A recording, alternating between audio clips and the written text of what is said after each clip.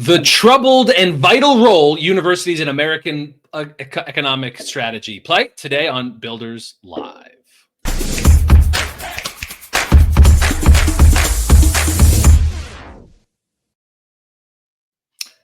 Hey, I'm Chris Wink. I'm the CEO and co-founder of Technically, the news organization with a community of technologists and entrepreneurs who has never read correctly my intro. Ivy League schools are wrapped in litigation. A state university president was pressured to resign. New endowment tax looms. Creaky federal research system is under fire. An enrollment cliff is underway.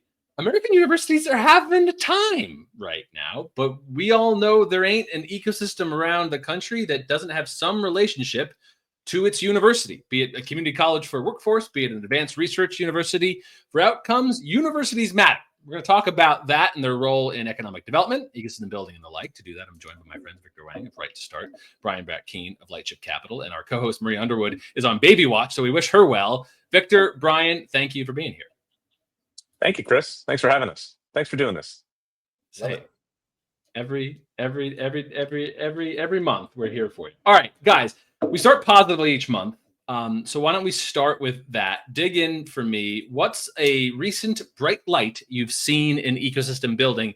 And Brian, I'm going to go to you first because I can't remember why you weren't responding to all my emails a couple weeks ago. Did you have anything going on?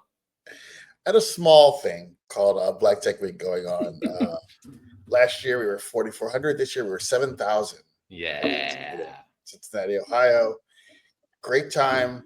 We've actually, there's no way we can be the same building next year. We're like fire marshal full, right? So what I learned there to the question is, man, there's a huge gap between the people that go through like Kellogg programs or the fine folks there in Kansas City. Remind me what their name is. The Kauffman Fellows, you mean? Kauffman Fellows, Kauffman Foundation, right? So there's a group of us, myself included, that do all those programs. Harvard, we're kind of leading thought around ecosystem development and what founders need, and certain founders get invited to certain things. But then when you go to a conference in Cincinnati, you're meeting the actual people that are doing it, and there's like no overlap. There's like zero overlap between the actual humans in those seats right there, you see, and the people that are like going to like corporate events and things. And I love to see more. I think all of us have every good intention of serving that group, but we're also more and more often not of it. And I think there's a challenge there. So Black Tech Week, that's quite a bright light. Thanks for sharing that. Victor, you're always on the road. What's a bright light of late? I'm on the road again. I am in Fargo, North Dakota. I just was lucky to be invited and honored to be invited to do a TEDx talk. But I've got to say, Fargo is lit right now. The mid-sized cities, Victor says. As the kids say, I'm trying to borrow Gen Z. I'm trying to stay not irrelevant to my kids. But it's the mid-sized cities like Cincinnati, like Fargo. They're on fire right now. I mean, I'd say a lot of the energy in America, the big cities are kind of trying to figure out how to manage themselves. They've struggled with a lot of issues in the big cities, housing costs, inequality, poverty issues, all that, crime issues. But in the mid-sized cities, and I've experienced this, in a lot of my travels now, the mid-sized cities are really having a great moment right now. And I think part of it's their time. Part of it's the Zoom economy post-COVID. You can live anywhere now and do great work. It's also, they have more housing, costs are lower. And I think there's just an energy of like, this is their moment. They're ready for it. And I see it here in Fargo. I mean, it's just an exciting place to be. And there's so much energy here. And, last month I was in Osaka, Japan. I'm thinking more Americans have probably been to Osaka, Japan than to Fargo, North Dakota. But it's just cool. What's out here. I'm loving that. I'm mid-size, so I'll do a different kind of bright light because I think I'm our perpetual and obsessed data nerd, though we all are. But I just did a check-in on women in entrepreneurship, and I pulled some data that we had technically worked with. But I also was checking out Wells Fargo Funds, a report, And we at Technically have reported a ton that in the pandemic, rates of business incorporation were being led by women. 5 years on, that look from 2019 to 2024, we see it now more in the aggregate that it's not just firm creation, which is what we knew early, but employment and revenue, which was in the past the gap where still men and male-led businesses were far outpacing women.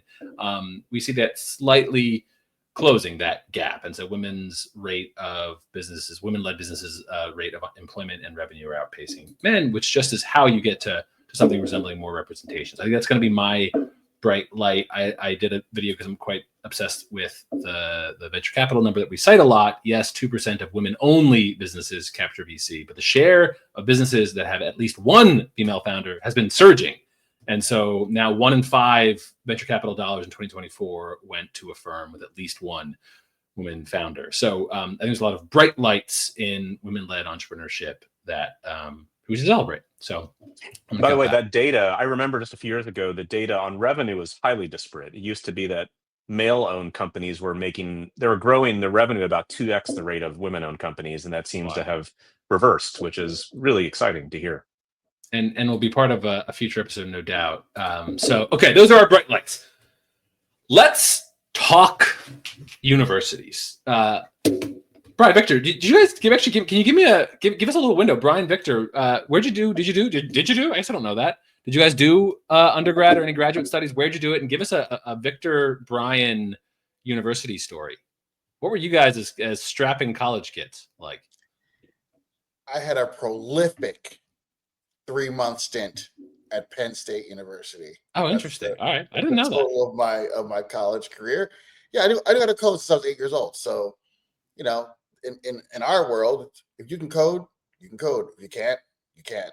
And so I just went out, took a job. I was a manager at Comcast, 18 years old.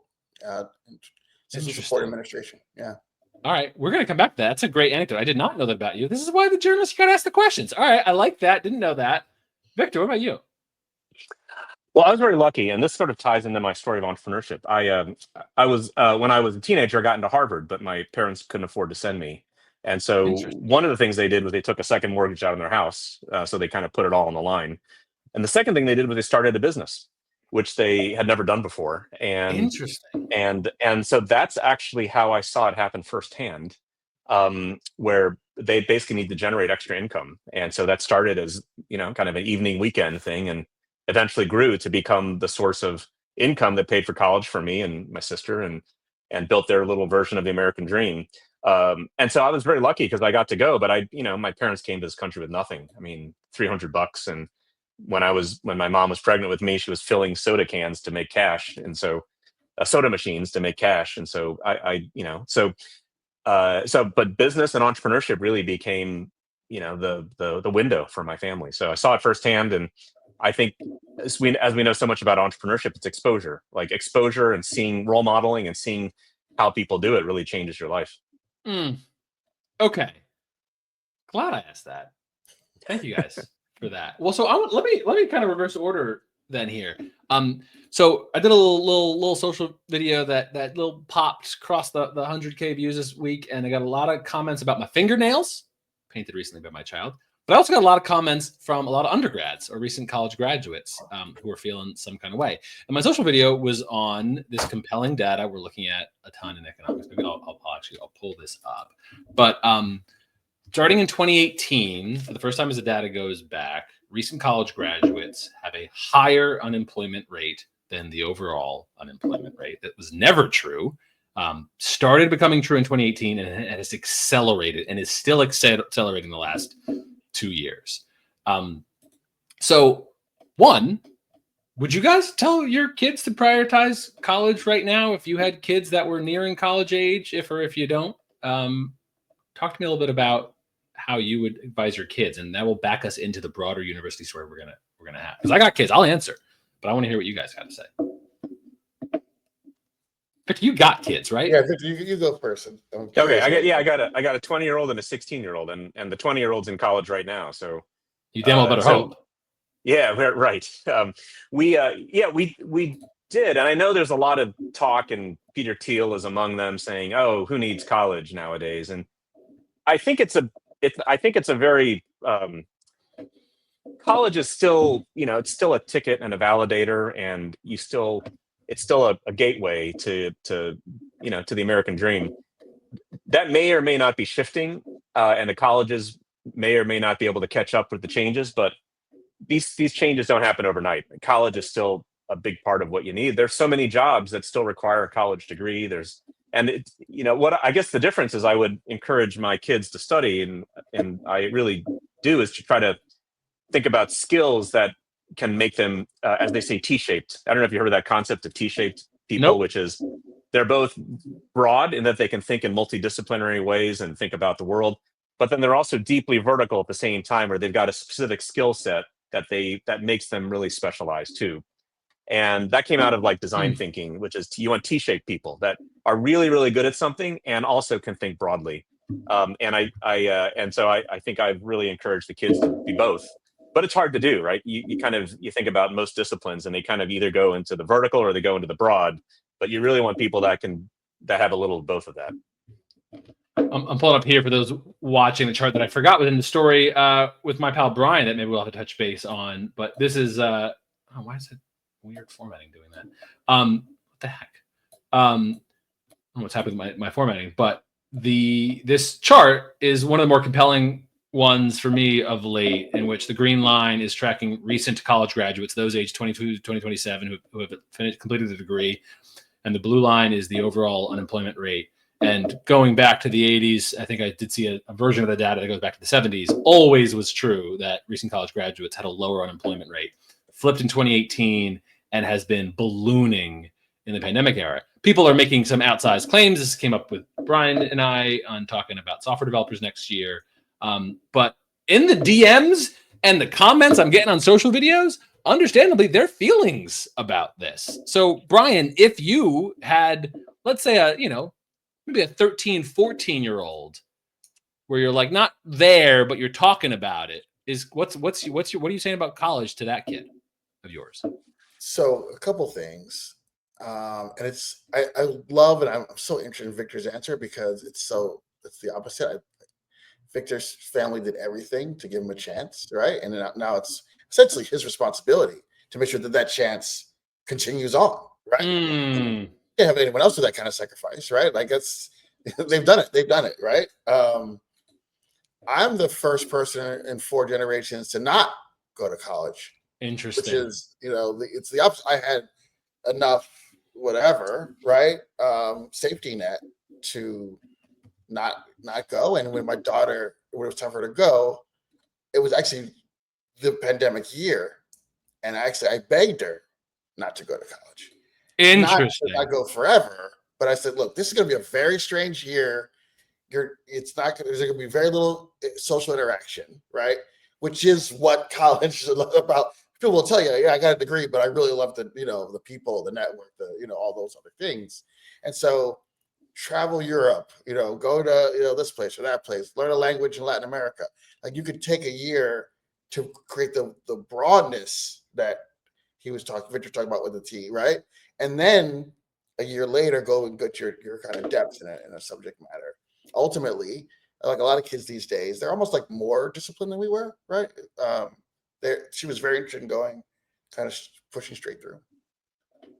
Super interesting. I got 2 young kids, both 5 and younger, so I'm not at this yet, but I'm watching these numbers. Like, my default advice to my kids right now are, curiosity to learn is what I believe in, and empathy for other people. Those are like the 2 things. And then, like, how you get to that is, I think we're going to see that playing out. Like, I think that data matter. I've been looking at it, like, it ranges by the degree. The New York Fed did by degree, and there's real range. There's a lot of interesting stuff in the data. I have a thing that's going to run next week on this, because comp sci unemployment rate's very high right now, but its underemployment rate's very low, signaling that those college grads that recently got a comp sci are sticking around the trade. They're not going to get another job. That's why the unemployment rate's high. But a bunch of other roles. That's me looking at you at about our bet. right? Because all right, so let's actually, how about this? Let's touch on our bet, and then I'll get into the economic player. That's what we're going to do in the last 20 minutes. We're going to talk about like the role that universities have with economic development. Let's touch on this bet that Brian and I have, because this played out after the last episode, in which Brian kind of said, "Hey, we know something like you're like that. We know that there are going to be fewer software developers next year." And I was like, "Wait, hold on, no, I don't know that." And so I'm a big believer in a bet is a tax on bullshit. So Brian and I have a bet running that by May of 2026, will there be more or fewer software developers? And what I thought was really interesting was then I got sent by a reader that, fascinating, it's just flat. But this is being bet on, not Polymarket, but one of the other bet platforms. Is, look at this. A technically reader submitted this and then sent it to me that on Manifolds, we got people betting on it, and it's flat, 50-50. Like, they've not solved anything yet right now. But they wrote this out. That was fascinating. On will there be more software developers in May 2026 than in May 2025? They're trading on it, and there's like this conversation about will there be more or not. So like the relevance for this topic, for one, I think what was like interesting to me is, wow, a lot of smart people are not in agreement on this, which tends to be an interesting moment. My side of the bet is like the way economic growth happens is like big economic changes move things. One, change happens slowly, but two, just like the aggregate growth happens. And I have a story running, Brian, that I'm going to send to you about 2016. We had someone predict financial advisors were going to be halved in the next 10 years, and they didn't, even though robo-advising did grow as a small example of early advising. So I'm way in the weeds because we're trying to tie this to universities. But you're right, Brian, there is a relevance there about like how and what people are going to go study. So let me pull us out and come back to the economic development conversation around universities. Because, and Victor and Brian, you guys both know this well, there ain't a lot of thriving innovation economies that aren't at least somewhat situated with either a research university, great state university, even a community college that's doing incredible workforce programming. So let's talk now, instead of you having kids going to college, let's talk about you guys as university presidents. So if you were made university president of whichever college, you can pick whichever one you want, you can make up one, whatever. What are some early bets you're making? You're staring at an enrollment cliff, smaller generations sending fewer kids to undergrads, politicized research. So you're in battling with administration, the administration. What are some bets, changes, decisions, thoughts you're going to have as university president? Brian, Victor, what you got? Well, I'll take a shot at that. If you look at the way our current university curricula are designed, they were designed over 100 years ago. It's kind of the broad-based, multidisciplinary educational system, the core curriculum. This came out of it kind of derived from Harvard over a century ago, and the world has changed, and I think universities need to keep up. And I think if I were running a university now, there's about a 0 chance it's ever going to happen. But I would shift the university to be to do more about how do you apply what you know to make stuff happen in the world. So how do you actually make people into builders and makers and doers, and shift the university curriculum, make people T-shaped, teach them to think broadly, teach them to be critical, teach them to be, super specialized at the same time, but teach them how to translate that into the world. I think this goes to Brian's point about how there's like the Ivy League and then there's everybody else. And I think I think our elite institutions are detached more and more from reality of what's going on. And what's happened is and I know a lot of great people who've been in all these types of institutions, but it shouldn't be so divided. And I think a lot of the people that go to elite institutions right now, they don't know how to make stuff. Like, you put them into a startup company and they overanalyze things to death. They're really good at writing theories about stuff and talking about stuff, but how to make it happen. And it doesn't just have to be a tech startup company. It could be, how do you enact policy reform? How do you, write new types of literature? How do you transform the discipline in which you're in and make things happen? And I think that's a shift that the academy really needs to do, is to shift people towards applied learning to make things happen, whatever that may be in the world and whatever form that may take. It doesn't have to be commercial or capitalist, but how to take what you know and actually make the world a little better is missing from a lot of our training. And I think that's got to be a shift. And if I were put me as president for a day of, you name it, school, that I think that's the direction it should go. Brian, you just got made UVA president. You just got made University of Nebraska president. You just got made small liberal arts school. You just got made president of whatever. What are some of your first moves? First thing I asked how I got in this situation I'm in, because I'm old enough to remember when university president or congressman were two great jobs in this country, and those are like two jobs that people do not want. No, keep them away from me. Yeah, I do not want that job. It's super interesting. We're separate from that. Couple things, very tactical. This idea that you all got to start as one class together. You all got to hopefully finish in a specific amount of time. And if you don't, that's either good or bad or what have you. That's interesting. Let's just say, okay, this is the curricula. Like, you have to have certain things completed. But where you get on and off that bus, why does it matter? Like, why can I take one class 1 year, a different class, different year? Why can't I start in the same class a month later, right? Like, this decoupling this idea of, line by line matriculation would allow more people, I think, kind of, in and to participate. Number two, I am so exhaustively tired of an East Coast institution saying, I'm going to open a remote location. And it's always like, I'm going to open a San Francisco location, right? Like, are there any other places that we could have a Harvard campus, and then, somewhere in the Midwest would be transformational, and it would be less of this political, like, oh, Ivy League is them, is Blue State, and this, we're not, right? And we're University of Alabama. Like, I would like some of that. And also the inverse, I think, like University of Cincinnati, where we actually build things, to Victor's point, like we teach like marketing of products, physical products. We teach chemistry for making products for B&G, like teach those things. I would love to see Midwest leading organizations like Carnegie Mellon actually infiltrating the coasts as well. Right?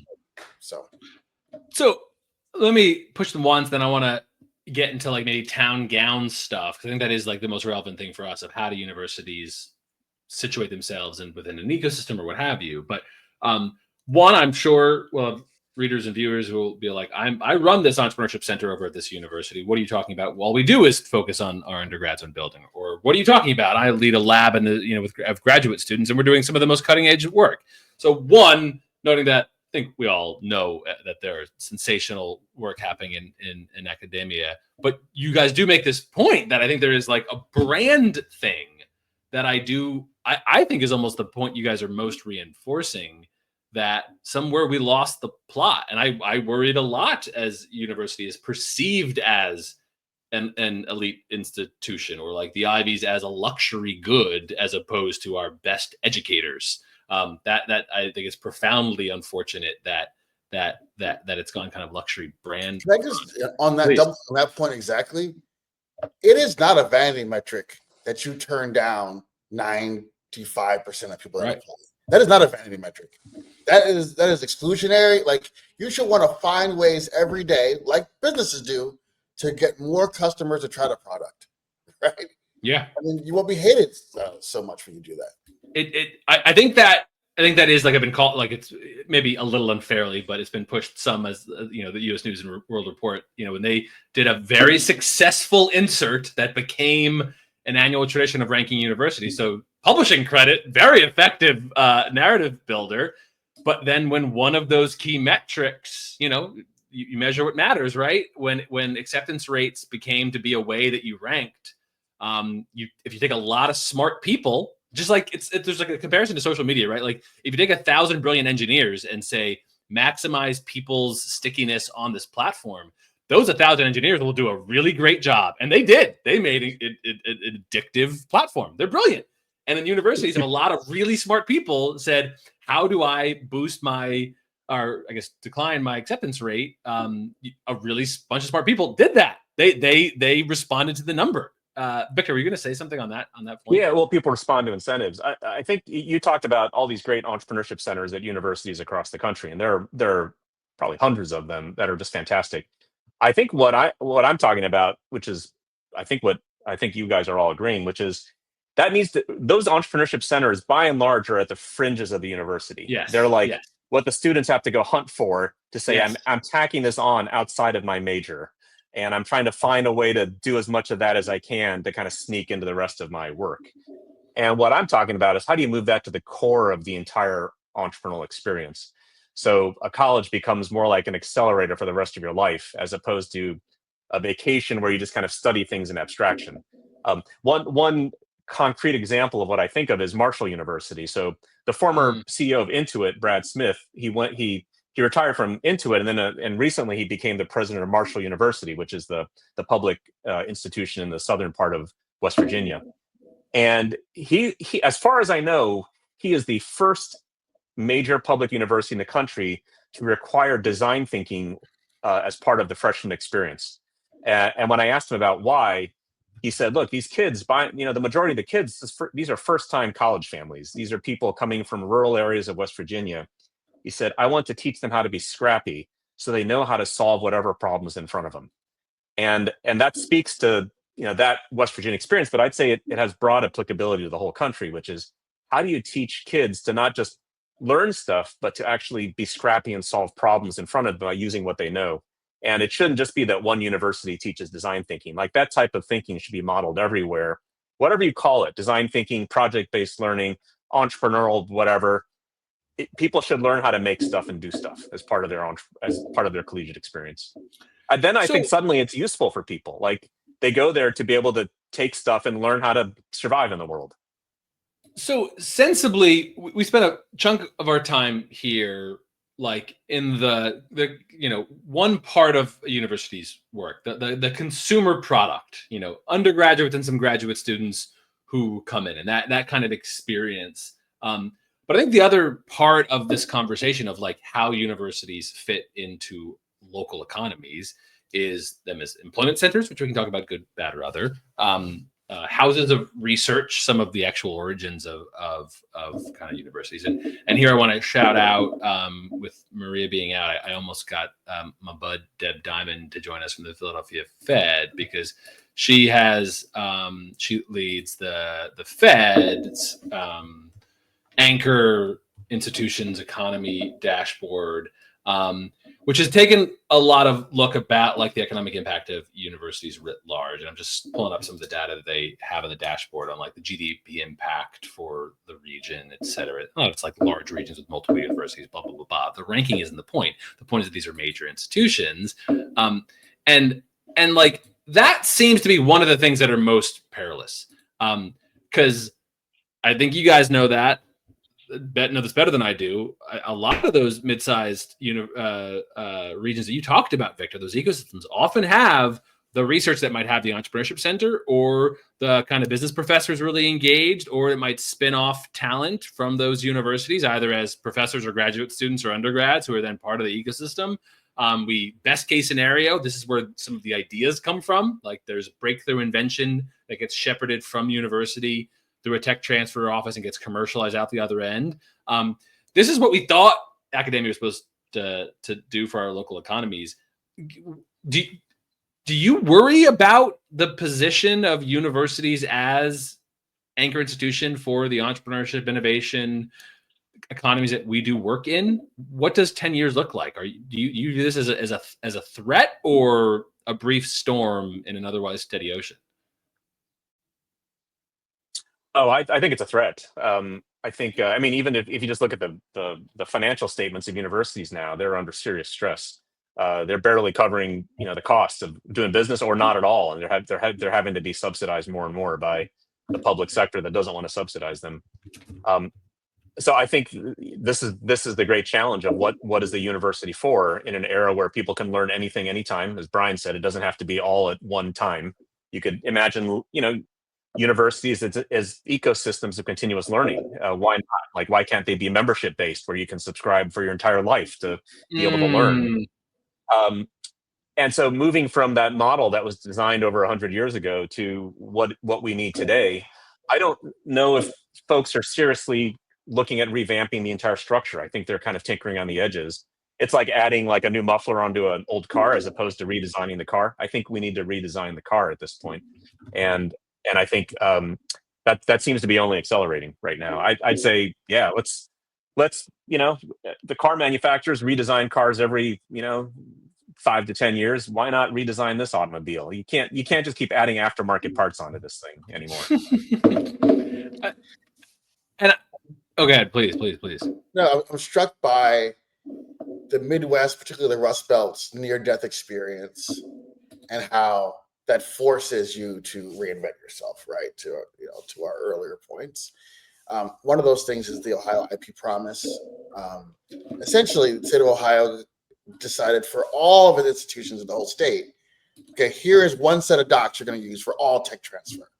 It's going to be royalty free is one of the options. Like they just made it the same rules for everybody, and even a database where you can search all data from any one of them. So you can go to Ohio States and find things from Cincinnati, like all kind of universal, because they were so close to not having anything, right? That it forces innovation that we're not seeing in other parts of the country. So that's good to like call out programs. I want to like hit home on this two parts, Brian. I think we'll relate to this, and I actually really like what you're saying, Victor, about like universities over hundreds of years evolved to be stewards of ideas. Like the some of their what's perceived as slow moving was the point, right? It was supposed to be protection for intellectual thought, that like you wanted to be able to like take home and sit. But some of how we talk about our economy doesn't fit with it, and there's lessons. I've been pushed though that if you want everything to be kind of an entrepreneurship center, like you kind of carve out some of what we think long-term thinking academia is supposed to be. So I do wonder if we're like part of the problems that universities became many things, and now we're describing many different things actually, and maybe they're not supposed to all be housed. Maybe we need to go through an unbundling process that you're describing. But 2 points that hit home. One, I know it's kind of familiar to many folks, but like the thing we often talk about is that idea of enrollment cliff. Somewhat, there's just fewer, there are fewer Gen Z kids than there were millennial kids. There's just fewer kids overall, and there's a societal question. So it's just like fewer customers going into a product. So that's some of the fiscal stress you're talking to. But I also wanted to note that this might show up in some of our work. Is it's not happening everywhere in the same rates, and I've been pushed on this before in interviews, that we see that enrollment cliff happening differently in different parts of the country. And so that also is a good reminder that the United States is a big country, a lot of different regions, and there can be big national trends that then play out differently. And so kind of the kind of like Southeast-ish, really more just like the South, Texas, and those hubs, and the upper Midwest are doing okay as also those states grow in population. Just wanted to call that out because we're talking a lot of ecosystem leaders, and for some of them, those newer entrepreneurship centers in the upper Midwest might be in a good situation here. So I think instead we're just talking about maybe the Midwest and the Northeast and the West Coast have something to teach the rest of the country because these older institutions are going through it, and maybe that's going to come for you later as your customers change and your relationship to the political environment change. That's where I want to go to you, Brian. You brought up the endowment tax. Can you talk a little bit about why that relates to your world as a venture capital, why that relates to universities? And I think that can get into this other way that universities are having a time of it, that they're not seen as apolitical right now, which makes you a heck of a target. Yeah, I'm torn for so many reasons, right? I think for a long time, universities have sat on these immense war chests. If you're at least kind of in the top 10 or top 15, right? And that money generally isn't in the system. It isn't like, again, I think Victor's talked in the past about like kind of working the engine to create jobs and everything, right? They're buying T-bills, right? Mm-hmm. Where's that going? So I like the idea of getting them off the sidelines. I think that there are a lot of different ways, better ways to do so.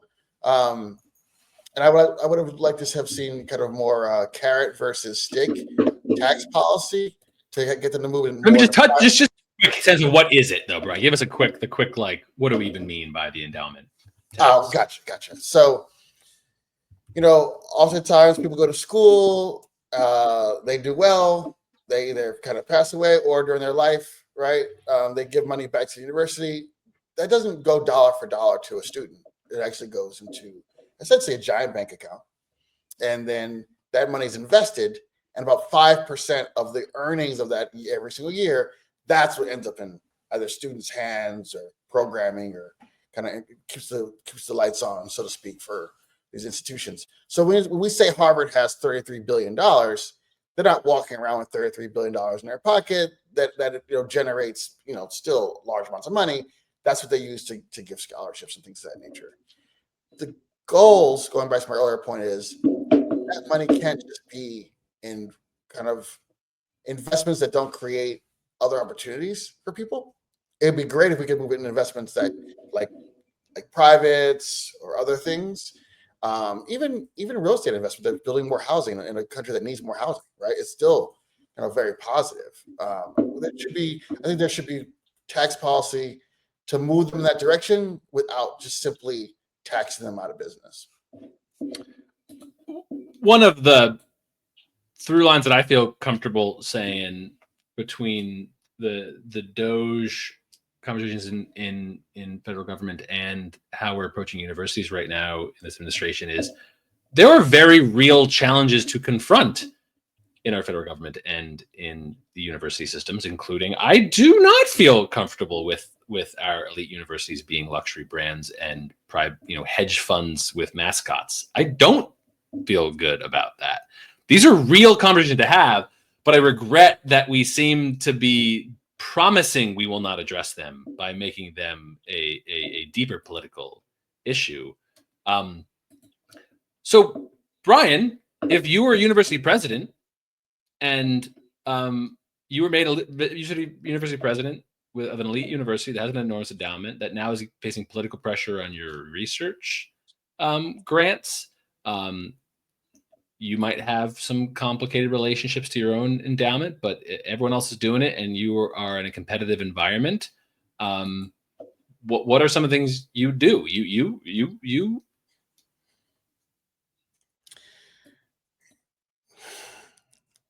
So a couple of things. One, I'm making some of my services available to smaller schools, right?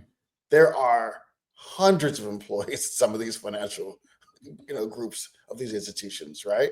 Like the Yale endowment employs like a building of people, right? I would love to see them make their services available to smaller and state institutions, HBCUs, others, right? So that we can all benefit, because at the end of the day, Yale can get into the best venture funds because they're Yale, right? But other schools can't, and then they don't benefit from the growth of those companies that those venture funds or PE funds invest in. And so I would love to see them democratize their access. There's a good point there about how the financial markets are set up right now where the rich get richer. And so if you're at a top university endowment, you get your money in the best places with the highest returns, or you get the best talent to manage that money to maximize it. The smaller institutions with the smaller endowments, they can't, and they don't have the same talent to do it, or they have to pay a lot more to get access to the same stuff, and therefore they actually the rich get richer, and the poor fall further behind. And so there's an inherent inequality that's built into it. So if you don't proactively address it, it's only going to exacerbate. And I feel like a lot of the the populist tension in the country is coming out of that sense that the rich seem to always keep getting richer, and they seem to have all the advantages. And so I think that's where a lot of the debate stems from. But I think it's a great point, Chris, which is it's not a great environment to have like a healthy, logical, objective conversation about universities these days. Unfortunately, it's become very toxic all of a sudden, and yet there needs to be like really serious structural thought that's put into it, and it seems like we're kind of stumbling into it instead. One add on there. Even if you're an anti-Trump person or a never Trumper, all Trump complaints start with a reality, right? They're always based in like a real immigration being a real problem. Now, what he does from that, like that's where you get all this debate about is his fix the right fix. But truthfully, like this issue around Ivy Leagues is a real issue. But then how do we fix it? I think that half of the sentence I agree with. So with my final time with you guys, here's the stakes. And I think you're right, Victor. The view that I have is we're sometimes not willing to take the serious criticism and redirect it in fresh language. Is that I think one of the healthier conversations we can have is that this is about competitiveness. All of the work that the three of us have sometimes have spent much of our careers on, and how do local communities give people their best shot at economic mobility? How do we squeeze the most invention out of brilliant people? How do we commercialize this in entrepreneurship and solve real problems for people? Another layer of that is that we all of us grew up in a world in which the United States was the world's dominant player. And so we kind of took for granted that most of our innovation for the last century has been helped by being a magnet of immigration. And the best and the brightest would absolutely be here. And so a thing that is like I watch and I think is an interesting data set that has its limitations is Nature, the prestigious academic journal, does an annual index of leading research universities. It's essentially like the most cited papers, which isn't a perfect proxy, but it usually gets to breakthrough invention. And when you look at this list, this got a little bit of a stir. A couple people pointed this to me out. If you go back 10 years ago, I think, actually, maybe I'm not sure 10. Let's go back 20 years ago. The top 10 are almost all the United States and Oxford and Cambridge. And that has been slowly changing. 20 years ago, even 10 years ago, I can remember doing stories and there was like this push of like, Chinese researchers do a ton of volume in patents, but it's not breakthrough invention. To their credit, continue to break through, and that has changed. Now they're in incredible elite universities in China doing incredibly important work, and brilliant minds are there. We technically have done some reporting about the kind of sea turtle phenomenon that Chinese researchers that were once at U.S. institutions now going back to Chinese institutions now for money, for lots of cultural reasons. So when I look at this list of the top 10 most influential research universities, I think most Americans don't know 8 of them. I'm being honest, I only knew 3 of the 10. And 10 is MIT, 1 is Harvard in the most recent rankings, and the other 8 are in China. And this is a sea change from 10 to 15 years ago within relative reason. Now, I am a believer that all people are good. It's sometimes states, leaders, and institutions that are the complexity. But I think a different positioning for kind of a bipartisan version of academic institutions is this is where ideas come from that have economic impact for local communities, not just employment centers, which sometimes I think is not the right way to frame universities, but breakthrough innovation is supposed to come from here. I worry about this list. I think forget about a lot of the like doom and gloom about the United States. Immigration and our standing in science and technology for me are the indicators of how strong is the United States a century from now. So I guess I'm wondering for you in our like last few minutes, you look at a list like that, prestigious, again, not perfect. People criticize this list, but Nature ain't no joke. This ain't no content mill. I sure respect Nature, the prestigious academic journal. What do you guys see in the declining status of elite American universities in the top ranking research universities in the world? What does that mean to you? Well, I think it's to be expected because of the way we've stumbled into our scientific industrial complex.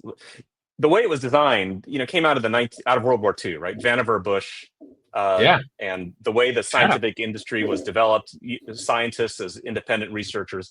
So, I think, if you look at the U.S., up until recently, up through the 90s and even the early 2000s, the U.S. was on top because we were beneficiaries of the legacy of a system that was designed in the 50s when the National Science Foundation was created, when the way the research institutions were created.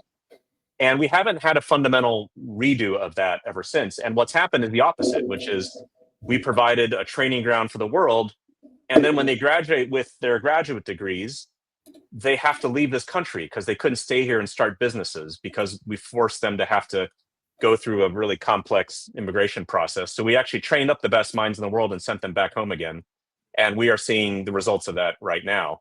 If it'd been more intentional and we thought about competitiveness and what's in the interest for America as a whole and our national strength, it would have been designed a little bit differently, right? Or a lot differently. We would have said, we're going to train the best talent and we're going to keep them here to build great stuff. And we're going to, not only that, we're going to have scientists and innovators that also are highly tied into application and industry. That doesn't mean that everything they do can't be on the frontiers of leading edge thought, but they actually have to have in mind, like, how do you make things happen from this idea? And so that's a fine line, because I know, of course, you want independent thinkers and researchers on the leading edge of thought. And if they're too practical, then somehow they lose a bit of that edge. But I don't see it as an either or. I think there's a way to do this. And I think what we're seeing now is the fact that there was no intentional design of this whole system. It was just kind of, it's 70, 80 years later since kind of the modern system was wrought. And we're just sort of bumbling along, trying to do little tweaks on the edges of what it looks like. But there should be a fundamental rethink of how do you put competitiveness, innovation, entrepreneurial activity at the front of that, and to really drive that as the incentive for the whole thing. I worry about, I feel like our ecosystem building friends, I don't think we talk enough about where the ideas come from. And I think a lot of ecosystem building, our work kind of grew up in the 2010s when money was cheap, when digital transformation was still happening. So there was we did have to solve food delivery apps or whatever cheap shot you want to take. Like there were a lot of relatively easy software things we had to do. And that's where a lot of our startup culture came from. Now we're getting into the tough stuff. Regulated industries, energy, health, sciences, life extension. Like we want to solve real problems, which is exciting and inspiring. We need the labs. We need our graduate students. We need our advanced researchers now, and we want them to use the capital we've built, the entrepreneurial ecosystems we've built. We want to commercialize that, and we want to bring that commercialized technology into an entrepreneurial ecosystem that we all have put so much work into. We now know how to help support homegrown innovation. What if we run out of innovation? Because we kind of hollow out the work we've done. Brian, what I know we can't solve it all, but when in the ecosystems you're a part of, push back on me. I got to assume universities play an important role in some of the ecosystems you follow most closely. Kind of maybe on a parting shot, tell me why you're terrified, but then make us feel hopeful. Oh, yeah, no big deal. No big deal. The conservative-minded person, financially conservative, not socially, but the conservative-minded person in me hates to admit this, but it's absolutely true. We have to invest more from a society perspective in these institutions. Somebody might invent TCP/IP. It's not clear at the time how valuable that is, right?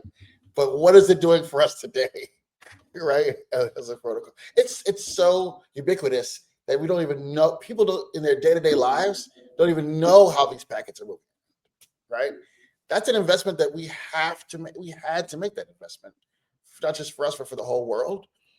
And I think there was a period of American history where it wasn't clear if DoorDash should be run by the government or by a startup, right? But I think that's all out of the way at this point. I think the lines are very clear.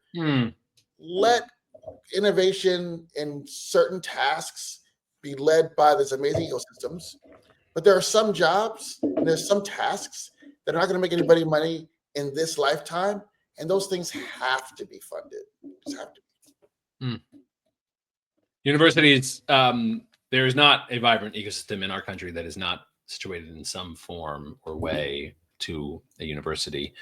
They're a vital part of our economic development strength. They're going through a time of it. And I like what Victor and Brian, you guys both hit on. Just because how we're talking about advanced research doesn't comport to our needs doesn't mean it doesn't need critical thinking. So Brian, Victor, thanks for your deep dive on colleges and universities, what they are for individuals and our ecosystems. I appreciate it, friends. Thank you. Thanks, Chris. It's a lot of fun. See you next time. See you, friends.